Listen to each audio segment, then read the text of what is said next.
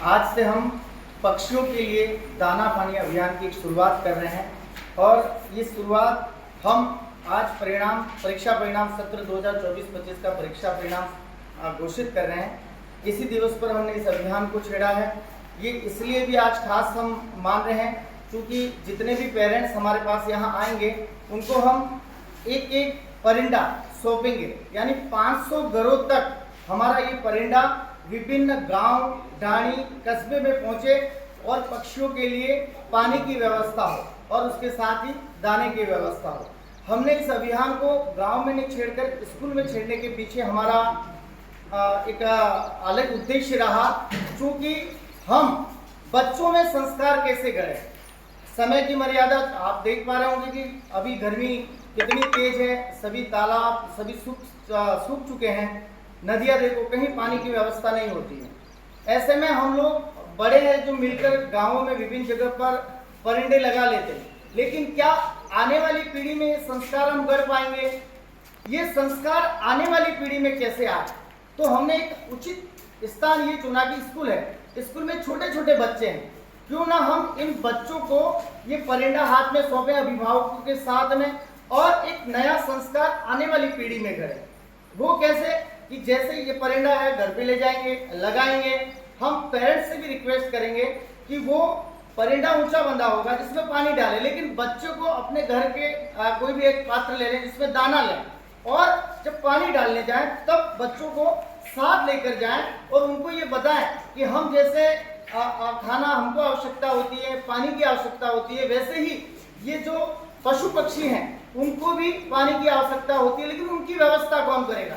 उनकी जिम्मेदारी भी हम पर आती है।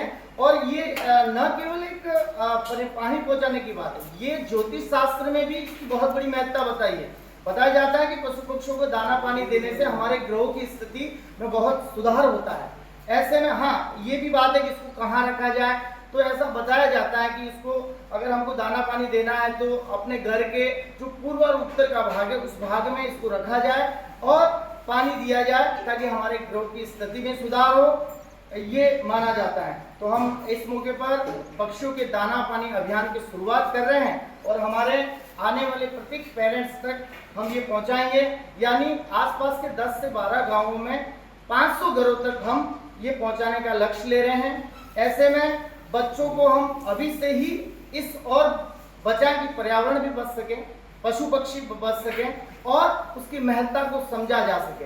हम मानते होंगे कि पहले के समय में पक्षी हमारे घरों पे आ जाते थे, उनका कलरव होता था, उनकी चें चें की आवाज़ होती थी, ये एक अलग सा वातावरण निर्माण होता था। अब हम लोग जंगलों तक पहुंच गए तो पशु पक्षी जहाँ पर पेड़ हुआ करता था वहाँ पर आज घर है, ऐसे में वो भी दूर होते जा रहे हैं। तो हम सब मिलकर इस अभियान में आगे बढ़ें प्रतिम लक्ष्य के, ताकि घर, ढाणी, कस्बे में अपने घरों के आगे पक्षियों की जो चू चू चहाट है, गोरैया की जो आवाज़ है वो हम सुने और हमारे बच्चों में ऐसे संस्कार गढ़ें कि आने वाली पीढ़ी में जब वो अगले साल की गर्मी आए तो मम्मी और पापा से कहे कि हम इस बार क्या दाना पानी नहीं दे रहे हैं। इस तरह से उनके अंदर संस्कार करने का अभियान है।